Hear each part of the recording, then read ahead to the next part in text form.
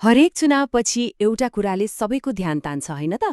अब देश कसले चलाउँछ, नयाँ सरकार कसरी बन्छ, आज हामी नेपालको संविधानले तोकेको यही एकदमै महत्त्वपूर्ण र भनौँ न रोमाञ्चक प्रक्रियालाई एकदमै सरल भाषामा बुझ्ने कोसिस गर्नेछौँ।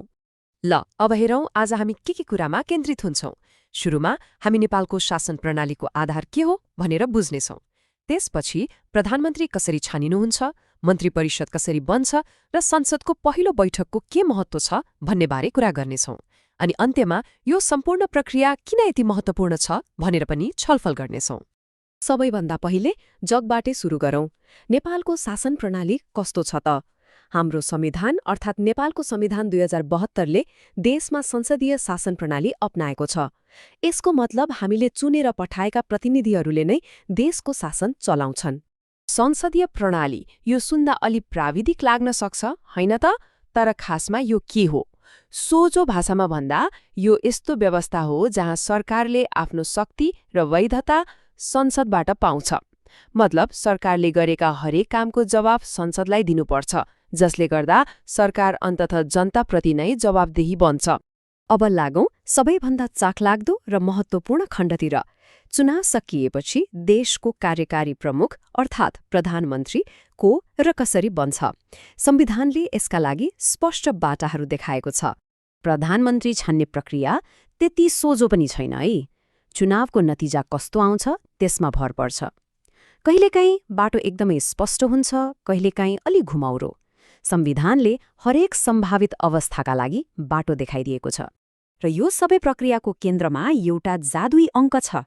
त्यो हो 138। हाम्रो प्रतिनिधि सभामा जम्मा 275 सदस्य हुन्छन्। हो, त्यही 275 सदस्यमध्ये सरकार बनाउन र टिकाउनका लागि कम्तीमा 138 जना सांसदको समर्थन चाहिन्छ। यही अङ्कले नै सत्ताको चाबी कसको हातमा जान्छ भनेर निर्धारण गर्छ। अब हेरौँ है त सरकार बनाउने 5 सम्भावित बाटाहरू। पहिलो अवस्था त एकदमै सिधा छ। कुनै एउटै पार्टीले 138 वा त्योभन्दा बढी सिट जित्यो भने त्यसैको नेता प्रधानमन्त्री बन्छ। तर यदि त्यसो भएन भने दोस्रो विकल्प आउँछ, 2 वा त्योभन्दा बढी दलहरू मिलेर गठबन्धन बनाउने। त्यो पनि सम्भव नभए तेस्रो बाटो खुल्छ, संसदको सबैभन्दा ठूलो दलको नेता प्रधानमन्त्री बन्ने। तर उहाँले 30 दिनभित्र विश्वासको मत जित्नुपर्छ। त्यसमा पनि सफल नभए बहुमत देखाउन सक्ने अरू कुनै सांसदले दावी गर्न सक्छ। र यदि यी सबै प्रयास असफल भए भने अन्तिम विकल्प भनेको संसद विघटन गरेर नयाँ चुनावमा जाने हो। अघिको तेस्रो अवस्थामा एउटा कुरा एकदमै महत्त्वपूर्ण छ, त्यो हो 30 दिनको समय सीमा। सबैभन्दा ठूलो दलको नेता प्रधानमन्त्री बनेपछि उहाँले नियुक्त भएको 30 दिनभित्र जसरी पनि संसदबाट विश्वासको मत लिनै पर्छ। यो अवधि एकदमै निर्णायक हुन्छ।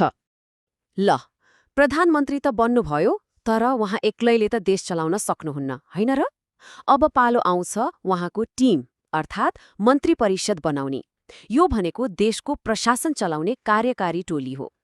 मन्त्री परिषद गठनका पनि केही खास नियमहरू छन्। जस्तै मन्त्रीहरूलाई प्रधानमन्त्रीले सिफारिस गर्नुहुन्छ र राष्ट्रपतिले नियुक्त गर्नुहुन्छ।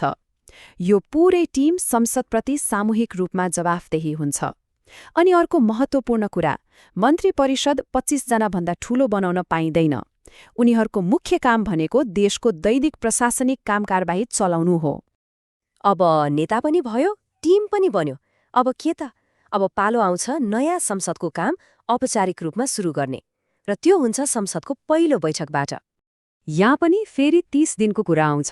संविधानले के भन्छ भने चुनावको अन्तिम नतिजा आएको 30 दिनभित्र संसदको पहिलो बैठक बोलाइसक्नुपर्छ। यो पनि एक किसिमको संवैधानिक समयसीमा नै हो।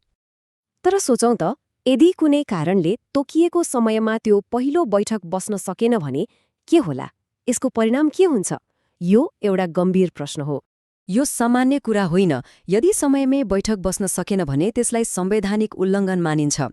यस्तो अवस्थाले देशलाई राजनीतिक र संवैधानिक सङ्कटतर्फ धकेल्न सक्छ। त्यसैले यो समयसीमाको पालना गर्नु एकदमै जरुरी छ। अहिलेसम्म हामीले यी सबै प्रक्रिया, नियम र चरणहरू हेर्यौं। अब अलिकति पछाडि हटेर सोचौं, यो सबै कुराको आखिर महत्त्व के हो त? यी नियमहरू किन चाहियो? यसको मुख्य सार के हो भने यी नियमहरू केवल प्राविधिक कुरा मात्र होइनन्।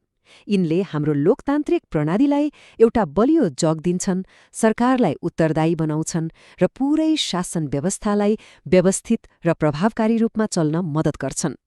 र अन्त्यमा एउटा विचारणीय प्रश्न, सरकार बनाउने यी स्पष्ट र चरणबद्ध व्यवस्थाहरूले के सरकार बनाउने काम मात्र गर्छन् कि यिनीहरूले राज्यका विभिन्न अङ्गहरूबीच शक्ति सन्तुलन कायम राख्न पनि उत्तिकै महत्त्वपूर्ण भूमिका खेल्छन्?